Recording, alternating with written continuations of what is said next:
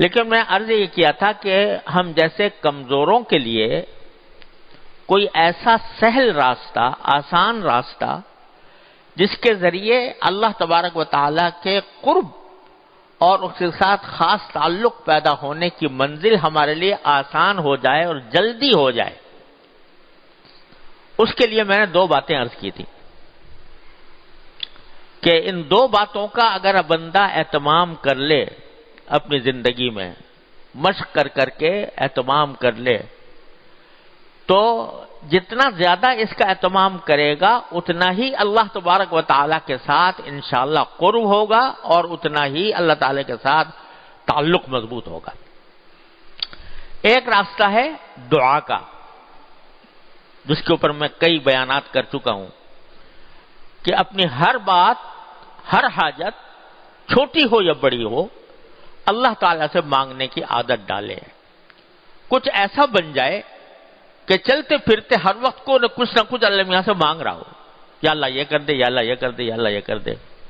حاجات بے شمار ہیں بندے کی، تو چھوٹی سے چھوٹی حاجت بھی اللہ تبارک و تعالیٰ سے مانگنے کی عادت ڈالے، چاہے زبان سے چاہے دل سے، جس وقت بھی جو حاجت بھی ہے وہ اللہ تعالیٰ کے سامنے پیش کر دے۔ اور نبی کریم سرور عالم صلی اللہ علیہ وسلم نے جو معصور دعائیں تلقین فرمائیں مختلف اوقات میں، صبح اٹھو تو یہ پڑھو، اور غسل خانے میں جاؤ تو یہ پڑھو، باہر نکلو تو یہ پڑھو، مسجد میں جاؤ تو یہ پڑھو، گھر میں جاؤ تو یہ پڑھو، سواری پہ سوار ہو تو یہ پڑھو، یہ سب اسی بات کی عادت ڈالنے کے لیے ہے کہ بندہ ہر وقت اپنے پروردگار سے رابطے میں رہے، ہر وقت اپنے پروردگار سے کچھ نہ کچھ مانگتا رہے۔ تو ایک چیز یہ ہے اللہ تعالیٰ تک جلدی اور آسان طریقے سے پہنچنے کی ایک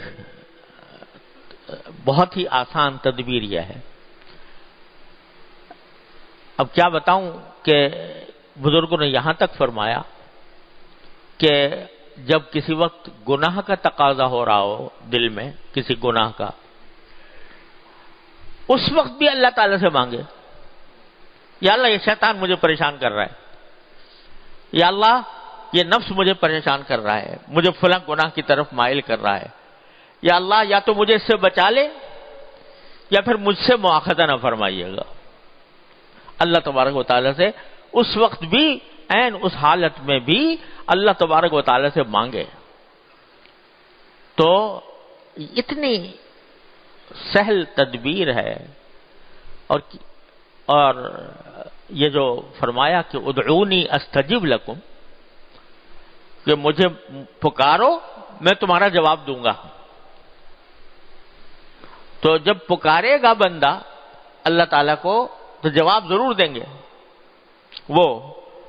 اب جواب چاہے اس شکل میں ہو کہ جو مانگ رہے ہیں وہ دے دی جائے، چاہے اس شکل میں ہو کہ اللہ تعالیٰ کسی اور طریقے سے تمہیں نواز دیں، لیکن پکارتے رہو۔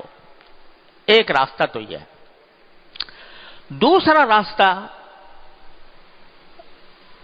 جو بڑا آسان بھی ہے اور بڑا ضروری بھی ہے اور انتہائی مؤثر بھی ہے، وہ ہے اللہ تعالیٰ کی نعمتوں پر کثرت سے شکر ادا کرنا۔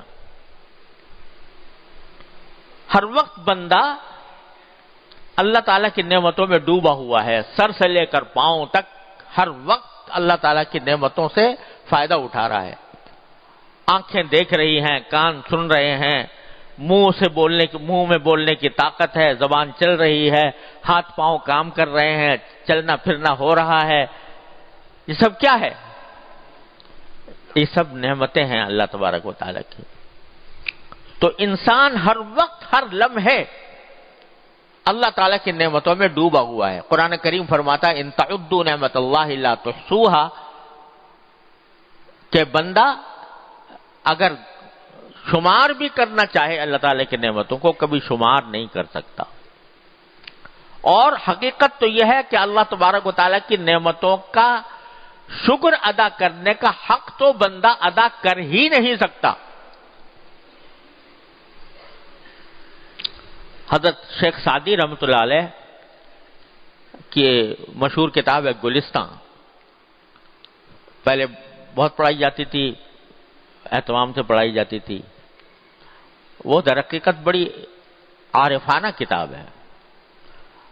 اس کی جو مقدمہ ہے حضرت شیخ سعدی رحمۃ اللہ نے لکھا ہے، وہ اس میں فرماتے ہیں کہ یا اللہ میں آپ کا کیسے شکر ادا کروں، شکر ادا کرنا تو چاہتا ہوں لیکن شکر کیسے ادا کروں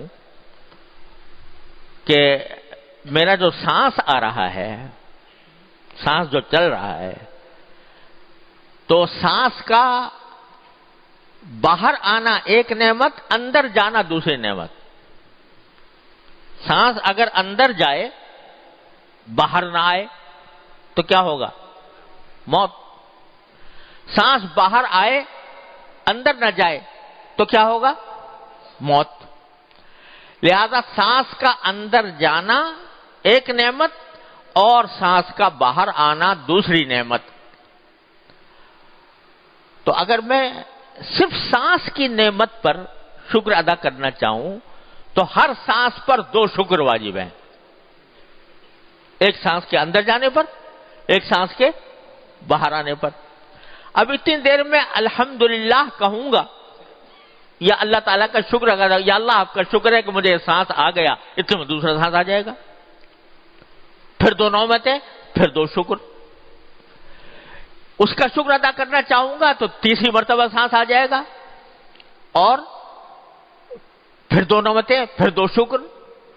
ساری زندگی اگر میں صرف سانس آنے کی نعمتوں کا شکر ادا کرنا چاہوں، ساری زندگی اس کے سوا کوئی اور کام نہ کروں، تب بھی صرف سانس کی نعمت کا شکر ادا نہیں ہو سکتا.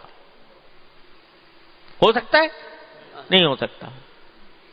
اور کتنی نعمتیں، اور نعمتوں کو چھوڑ دو، صرف سانس کے آنے جانے کی نعمت، اس کے شکر کا میں شکر ادا کر ہی نہیں سکتا.